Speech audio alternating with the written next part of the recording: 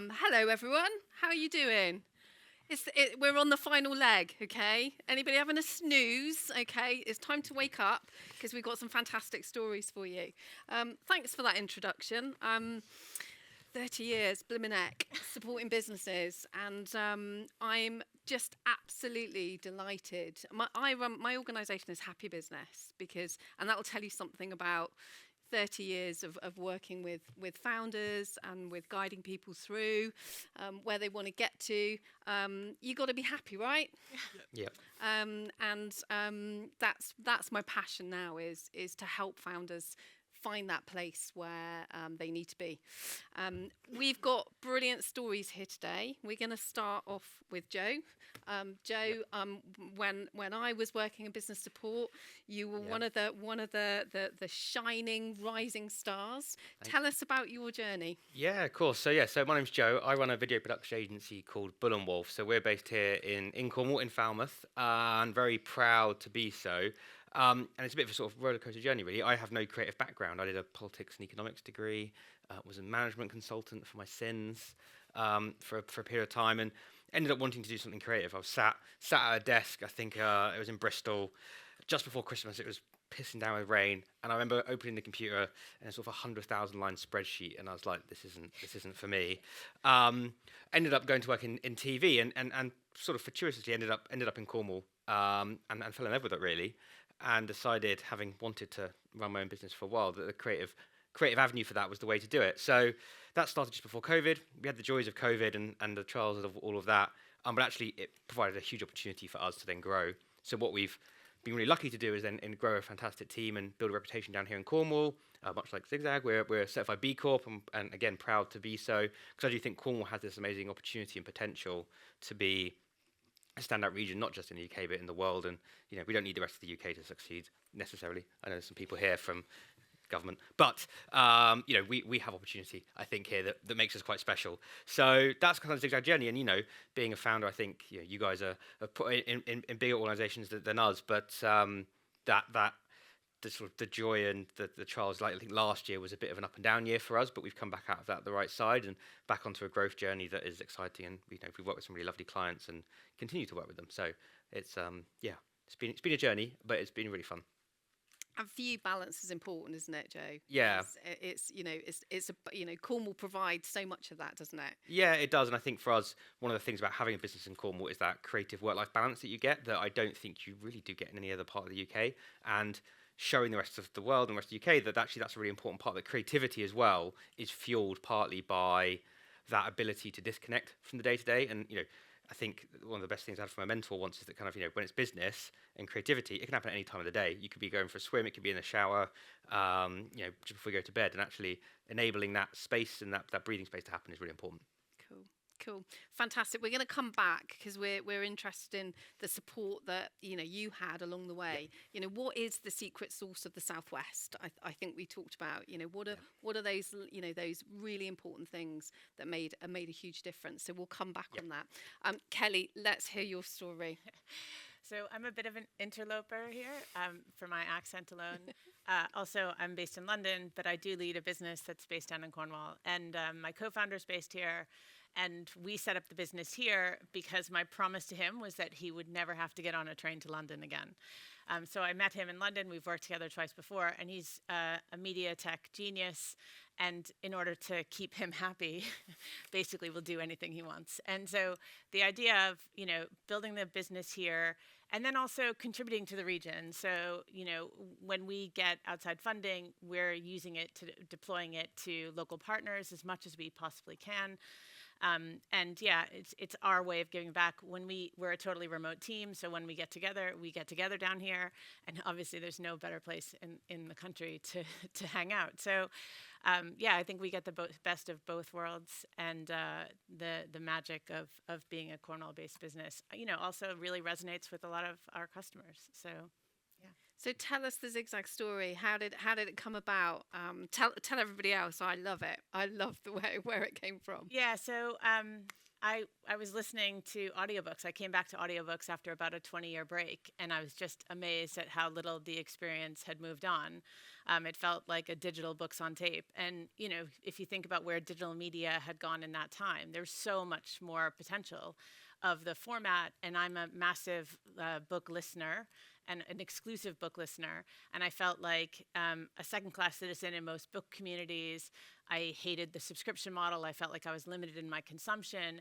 And I felt like there were so many features that were just so easy to deliver. And so that's our vision for Zigzag, is just making it easier to enjoy books with a listen and read experience and a social platform built in. So it's like Audible, Kindle, and Goodreads all in one. And yeah, and I have a super talented co-founder who built it all, basically. And we work with High Yields that are down in Truro, who do all of our web dev. And yeah, we've brought this product to life, and the business is doing, you know, okay. We're also really small, so I think the success is a little bit premature. But, you know, we've doubled the business twice in 2 years without any paid marketing spend. So people are finding out about us. We've got the viral growth engine working. And we feel like we're just in a position to scale. We're just about to close a round of funding. So we've raised almost about $2 million in equity funding so far, and a bit more in grant funding. So we have like taken full advantage, I think, of our location, but also being kind of a global team, if that makes sense. And what have you learned from that journey so far? What would you share with the rest of the room? You know, what's the good, the bad, and the ugly of it? Fundraising is painful, but I think being based down here, there's an amazing community. There are always people that are willing to step up and help out and make the introduction to you, and so many people who are willing to help. And even if that help doesn't look like it's helpful on the first level, it is more and more helpful as you meet more and more people, and it is just a fantastic business community down here. And then, I guess, you know, it's so fun to be able to choose the team that you work with. And we have this amazing team of really talented people. So I think, keeping in touch with good people, again, my co-founder's a great example of that, was, you know, I think those would be our lessons. It's been a hard journey. We've had ups and downs, but I would not really want to be doing anything else. I think you're probably in that boat as well. Yeah. Fantastic. That's brilliant. Coming on to Dan. I've known you for quite a long time now, Dan, haven't I? Yes, absolutely. You know, back in the day, people in the room might have recognised Unlocking Potential. Dan was an Unlocking Potential graduate, working in a small business, pushing the founder hard to go faster. And I remember a conversation in a coffee shop. I'm going, Dan, I think you should run your own business. Yep, you did. And thank you. Well, Thank you that's for that okay. catalyst. That's okay. At the time, I was a little bit worried that was the best advice. But tell the story, Dan. Yeah, I mean, I guess the business started a few years before accidentally. I guess like most businesses down here start accidentally in a way. And we were driving a car for charity from Cornwall to Mongolia, or trying to. And all the teams needed to be able to track each other. This is before smartphones, before GPS trackers. So we thought, you know, we could do this with a text message. Each team could easily just send a text location where they are, and we could update it on a Google map, and when we can distribute that to all their friends and family. And that was the spark, really. That was like the start of a bit of an idea that we could use with text messaging. And as you said, I was a graduate for a little while, and we had this idea sort of kicking around that businesses could use this. And you gave me a bit of the push. You know, we're a very supportive family that gave me the push along to make things happen. And we decided to launch Firetext as a business platform to allow companies to sort of send messages. We bootstrapped the entire thing. We had zero investment. We sort of fumbled our way through for a number of years until we started picking up some large customers. We started working in the mid sort of 2010s with the NHS and the government as well. And we started working with all sorts of companies, about 5,000 different businesses in the UK, from Copperfield to send reminders to check your breasts every month, right through to car dealerships sending MOT reminders, right through to the blood bank reminding you to get to give blood. And over that period of time, we sort of grew the business, and we sent over 7 billion messages and became the largest independent SMS company in the country. In that time, cumulatively, we did over £120 million from zero. We got. Can we just pause? Yes, seriously. Take a breath at that point. That's staggering. We exited twice. So we've sold the business twice. We originally sold the business in 2014 to an American company. They were looking to expand into the United States of Europe, and that really wasn't how it was going to work in the UK. And we had an opportunity just after 12 months to buy the business back, which was probably one of the best deals I've ever done in my life, to be honest. We brought the business back for £1. It was zero debt, zero cash in the business. So we essentially treated it as a startup again in 2015. We bootstrapped it again, but we had clients, we had customers, we had the ability to grow the business again. And then we eventually got acquired again earlier this year by a large Scandinavian company, billion-euro company that's coming in and of setting Cornwall up as their head UK sort of space. I've exited the company completely now, but seeing the team sort of take that business forward, I couldn't be prouder. And literally, you're what, weeks out of it? Yes, yeah, weeks of. It feels like a little bit of extended holiday at the moment. Well, how does it feel? I think I was saying the last day that I was at with Firetext was the first day of the school holiday, so I've jumped straight out of the frying pan into the fire, looking after my 2 young boys, and it's been great fun ever since doing that. We've got lots of holidays planned, and a chance to sort of understand and feel what's next. What's the next sort of challenge I'm looking for? At the moment, the challenge is being a dad, but I think what's the next sort of challenge that I want to sort of dive into? We've had to sort of, it did feel like we built the business twice. We've had to scale it quite quickly. We've learned a lot of information. Having the acquisition with the Americans was fantastic. You know, I've spoken to the founders, the CEO, the ex-marketing official, all in the last week. You know, they're so pushing what we're doing, and been so proud of the way we've got to with the business, which has been brilliant. And you know, we've done it all from down here in Cornwall.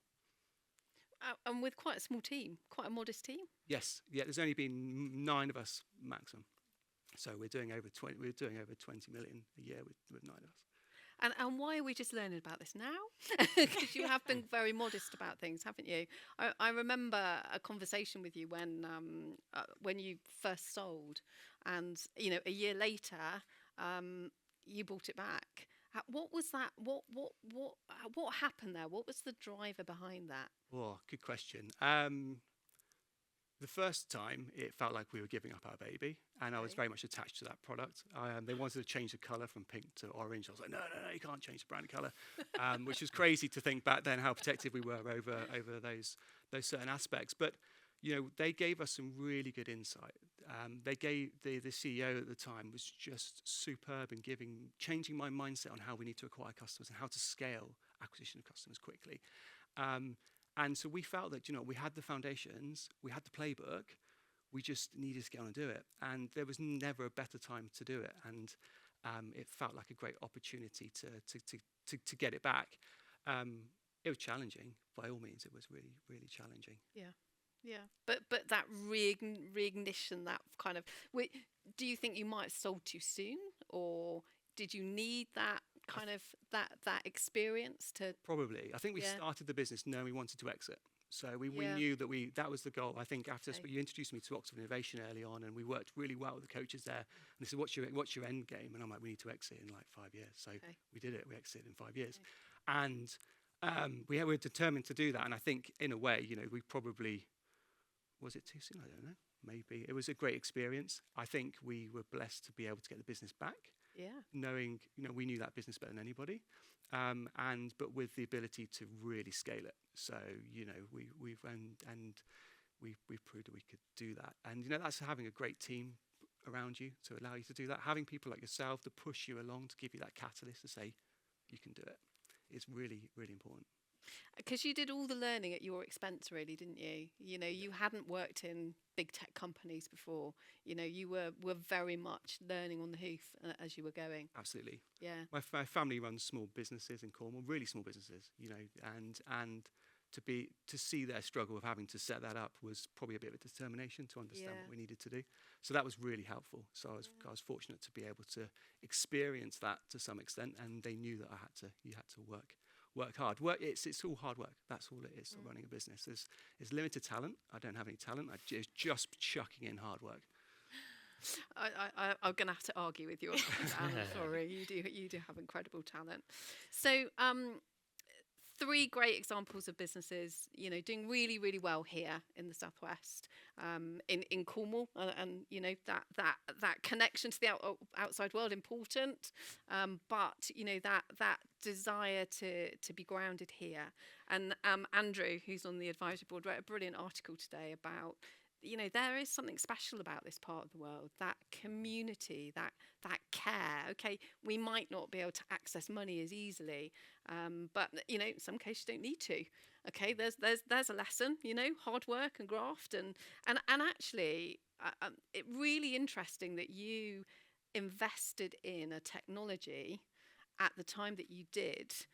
That everybody was saying, I'm not sure this is going to last. Tell us about that. What kept you going with that? Yes, I mean, use it as fuel.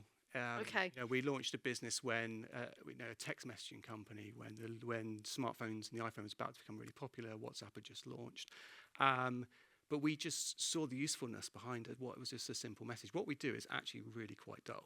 We send a bit of text from one system to another. The challenge is we do it on huge scale. Sending billions across a year, and so we're sending so many different messages and. We get involved with we see so many different businesses that are using it. So we've mentioned Copperfield with sort of the awareness on the breast cancer campaigns, and then you've got other businesses using it for different marketing activities. You can see what's working well, what's not working well. So we've learned a lot as well, and we can sort of grab that information and put it back in. And I know at the time you were, there was a very. You have very strong value-based business because you were dealing with some customers. You're like, we don't really want to deal with these people, but actually they're helping us to scale. But you deliberately focused on others that kind of had that real feel-good factor. How did you balance that? I mean, we've got 2 really passionate B Corps here, but how do you stay really true to your values and scale at the same time? I remember you having a battle with that. Yeah, really tough, I think. In early 2020, we became the first SMS company, I think, globally to offset all of our text messages, and we were doing all of the government messaging through the whole of the COVID period. So every time you had a lateral flow test message, our company in Cornwall was the one sending that across the whole nation. And every one of those is we offset all the carbon, but not just for Firetext, but actually we worked with the University of Exeter to go back and work out what the emissions would be of actually delivering that message through the networks as well. So we're actually offsetting their emissions as part of the process. And so those sort of things keep you quite grounded, and I think you can talk about them quite collaboratively with your team. You guys are B Corps as well, and I know it's a massive part of what you guys are doing as well, which is brilliant. And I think that kind of helps out. It's a lonely place running a business, especially and you do have your team around you, but no one's really giving you a pat on the back to push you forwards, and you kind of have to find that in other ways. And I think that's a really good way of doing it. So guys, what has worked for you down here? What is that? We've had tons of European money over the years. We've had lots of different programs. What have been the things that have made a difference? What do we need to build now here in Cornwall to make sure that businesses like yours thrive, and businesses like Dan can get to where they want to get to? Yeah, I think in Cornwall there's this. It's a very collaborative business community. I think generally I found it very collaborative. We people that would be our competitors in London, and they are down here. We share kit and we have conversations with them. We go to the pub with, and things like that. They're actually really quite wholesome and nice. But I do think that, a bit like with Dan's business, really, there's a lot of people that I know down here they're running a business no one really knows about. There's a lot of great things happening. I think that's the Cornwall's challenge, is to shout as loud as places like Bristol or Newcastle or any other parts of the UK that are doing amazing things. Well, so are we down here, and I think we're doing it in a very specific and unique way. Part of the B Corp thing, there's a whole thing about Cornwall having one of the largest numbers of B Corps outside of London, and it's a bit of an antithesis to some of the global trends at the moment, which I think we're not. I personally, definitely, people can come and visit, but as long as they don't come down here, that's fine. So yeah, Sorry. you know who. But yeah, that kind of ability of Cornwall and Cornwall, that community collaboration, that connection to nature and the environment, and running a business and businesses for the way that we want the world to be, rather than just take all the time. Yeah. Okay, I think that's Cornwall's thing. Kelly, what as somebody who lives outside but is passionate about the area, Well, what do you need to see? funding is a huge challenge. I've already signed him up to Cornwall Angels just in case I'm interested. But I do think funding is actually for those businesses that can't bootstrap from day one, that need time to innovate, need time to invest.